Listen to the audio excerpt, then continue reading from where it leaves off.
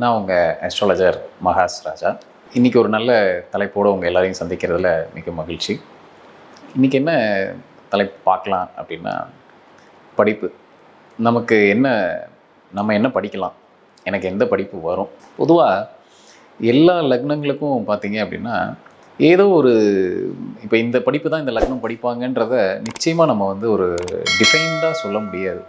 எல்லா லக்னமும் கடைசியில் நீங்கள் கூட்டி கழித்து பார்த்தீங்கன்னா எல்லா படிப்பும் படிச்சிருப்பாங்க. இப்போ ஒரு உதாரணத்துக்கு மேஷ லக்னத்தில் இருக்கிறவங்களும் டாக்டர் ஆகியிருப்பாங்க, சிம்ம லக்னத்தில் இருக்கிறவங்களும் டாக்டர் இருப்பாங்க. இந்த படிப்பு தான் இந்த லக்னம் தான் அப்படிங்கிறத நம்ம ஒரு லக்னத்தை வச்சு மட்டும் அவங்க இதுதான் ஆவாங்க அப்படிங்கிறத சொல்லிட முடியாது. ஏன்னா இத்தனை கோடி பேர் இருக்கோம், நீங்கள் எல்லாரோட ஜாதகத்தையும் வாங்கி பார்த்தோம் அப்படின்னா எல்லா லக்னமும் கடைசியில் எல்லா படிப்பும் படிச்சிருப்பாங்க. இதில் ஒரு 10 பேர் இருப்பாங்க. இப்போ இன்ஜினியரிங் எடுத்துட்டோம்னா ஒரு உதாரணத்துக்காக சொல்கிறோம், ஒரு 100% நம்ம பிரிக்கிறோம் அப்படின்னா ஒரு 10% டாக்டர் இருப்பாங்க, ஒரு 10% இன்ஜினியர் இருக்காங்க.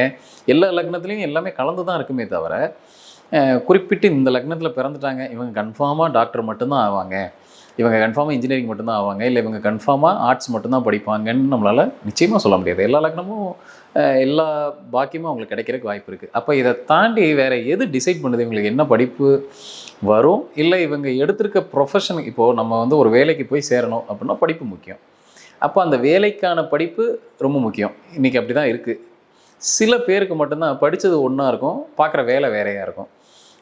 மேக்ஸிமம் பார்த்திங்க அப்படின்னா அவங்க என்ன படிக்கிறாங்களோ, அவங்க வேலை என்னவோ அதுக்கேற்ற மாதிரி தான் படிப்பு அமைய போகுது. இது ஒரு இன்டர்லிங்க்டு, அதாவது இது ஒன்றுத்துக்கு ஒன்று தொடர்பான ஒரு விஷயந்தான். அப்போது யார் என்ன படிக்கலாம், இல்லை அவங்களுக்கு என்ன தொழில் அமையும், இல்லை அவங்க எந்த வேலையில் போய் சேருவாங்க, அவங்களுக்கு அதுக்கேற்ற மாதிரியான படிப்பு தான் அமைய போகுது. ரைட். அப்போ இதுக்கு எல்லாத்துக்கும் முக்கியமான காரணம் கிரகங்களோட பிளானட்ஸோட கன்ஜெக்ஷன் தான், கிரகங்கள் இணைவு. எந்த மாதிரியான கிரக அமைப்பு இருந்தது அப்படின்னா என்ன மாதிரியான படிப்பெல்லாம் அவங்களுக்கு அமையும். பொதுவாக செவ்வாய் இந்த ஒரு கிரகம் எடுத்துக்கிட்டோம் அப்படின்னா ஏகப்பட்ட தொழிலுக்கான காரகத்துவமாக இருப்பாங்க. ஒரு உதாரணத்துக்கு, ஏன்னா அந்த கிரகத்தோட காரகத்துவமே என்ன அப்படின்னா நிறைய தொழில் சார்ந்த விஷயத்த அது அப்படி ஒரு வளம் வந்த மாதிரி இருக்கும்.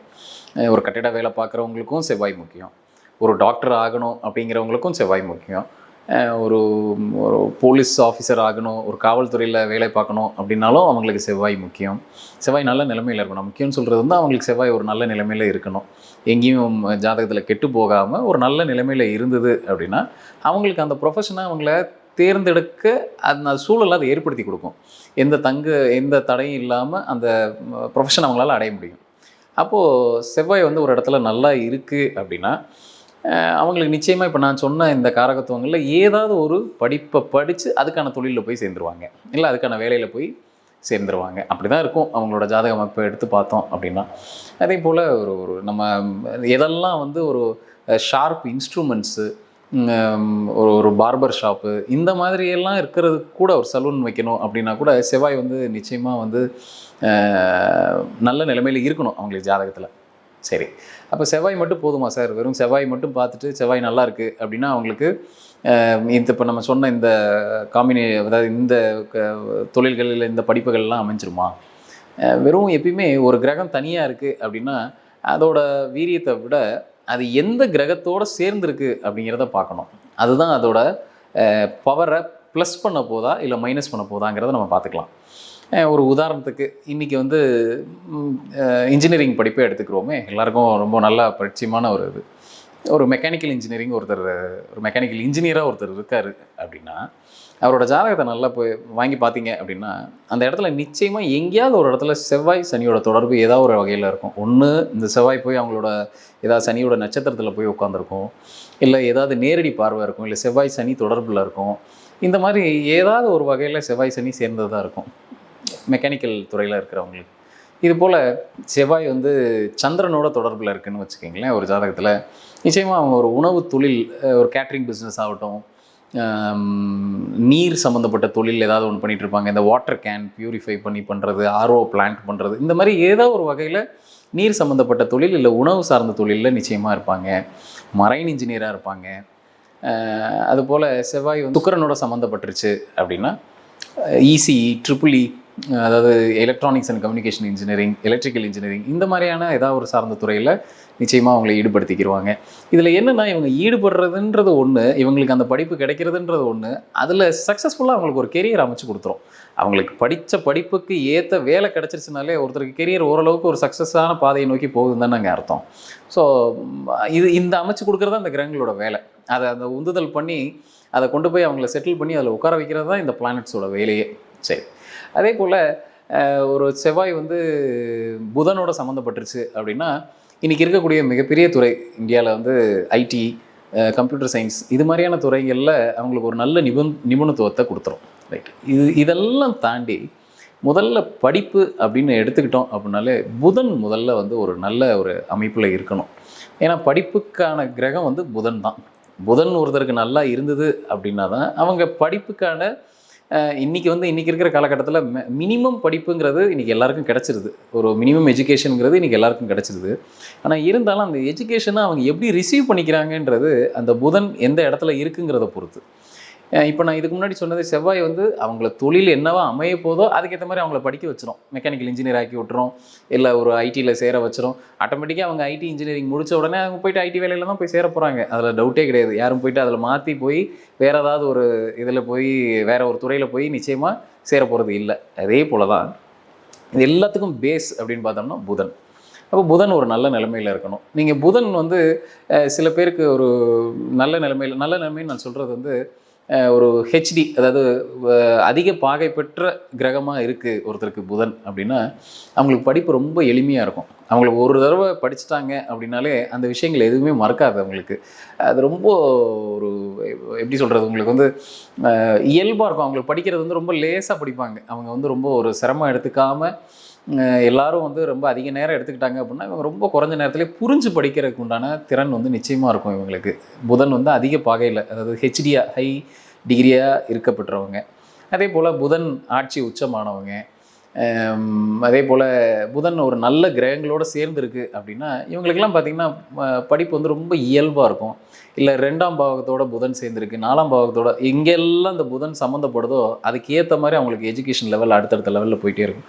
இப்போ பாவகங்கள்னு எடுத்துக்கிட்டோம்னா எஜுகேஷனுக்கு படிப்பு சார்ந்த இதுக்கு வந்து 2ஆம் பாவகம், 4ஆம் பாவகம், 9, 11 இது வரிசையாக ஏன் அடுக்கியிருக்காங்க ஜாதகத்தில் அப்படின்னா 2ஆம் பாவகம்ங்கிறது நம்மளோட ஸ்கூல் லெவல் எஜுகேஷன், பள்ளிக்கூடம் நம்ம போகிறது இந்த பேசிக் எஜுகேஷன்லாம் இருக்கு இல்லைங்களா, அது வந்து 2ஆம் பாவகம்.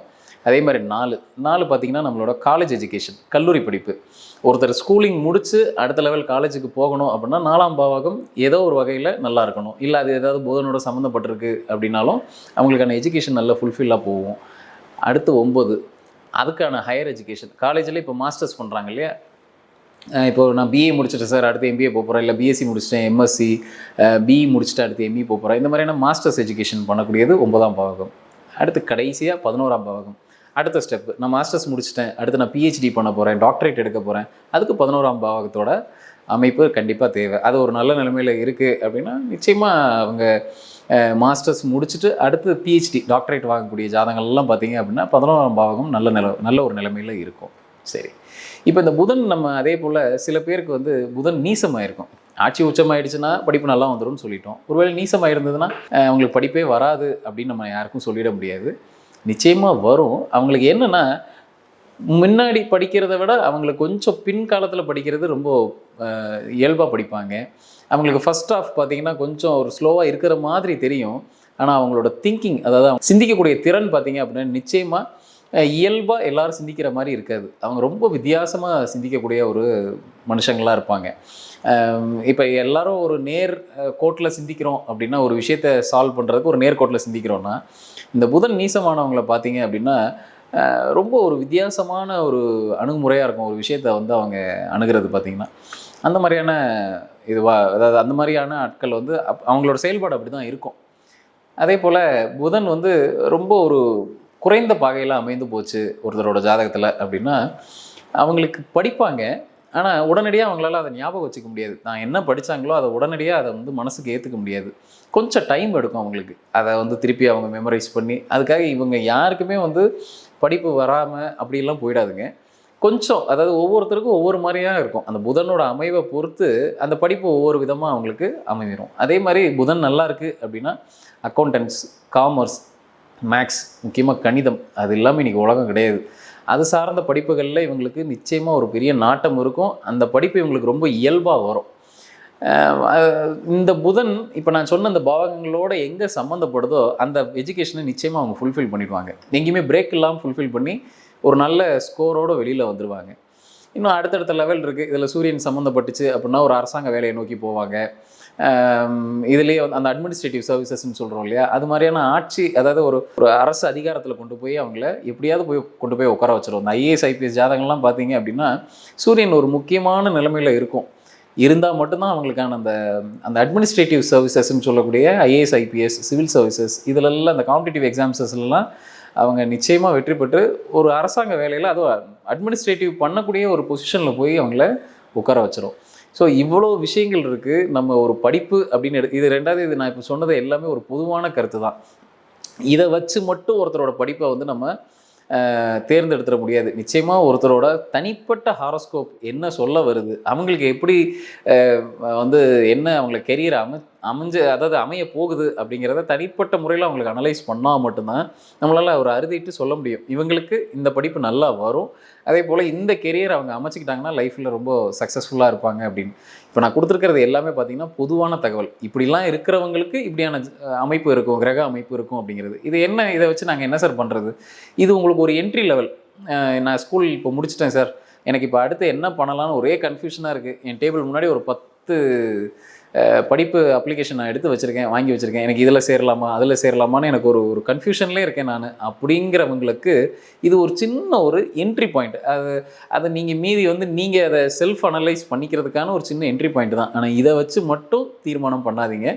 உங்களோட தனிப்பட்ட ஹாரோஸ்கோப்பில் என்ன சொல்ல வருது அப்படிங்கிறத நிச்சயமாக நம்ம பார்க்கணும். அதை ஒரு நல்ல அஸ்ட்ராலஜர்கிட்ட நீங்கள் அதை நீங்கள் அணுகி அதை நீங்கள் தெரிஞ்சுக்கிட்டு அதில் ட்ராவல் பண்ணிங்க அப்படின்னா நிச்சயமாக, ஏன்னா இந்த ஸ்கூலிங் முடிச்சுட்டு அடுத்து இந்த காலேஜ் எஜுகேஷன் ரொம்ப முக்கியம். எந்த துறையை அவங்க தேர்ந்தெடுத்துக்கிறாங்களோ அதுதான் அவங்களுக்கு அடுத்த மீத உள்ள லைஃபுக்கான ஜீவனம், தட் இஸ் அந்த அவங்களுக்கான வேலை, வருமானத்தை அதுதான் ஏற்படுத்தி கொடுக்க போகுது. அப்போ என்ன தனக்கு வரும், என்ன நமக்கு ஃபிட்டாகவும், இல்லை நமக்கு எந்த படிப்பு நமக்கு சரியாக இருக்குங்கிறத நம்ம அனலைஸ் பண்ணிக்கிட்டோம்னா அது ரொம்ப நல்லது. இப்போது ஒரு 17-18 வயசு பசங்களுக்கு அதை அவங்க தீர்மானம் பண்ணுறதுங்கிறது கொஞ்சம் சிரமமாக இருக்கும்.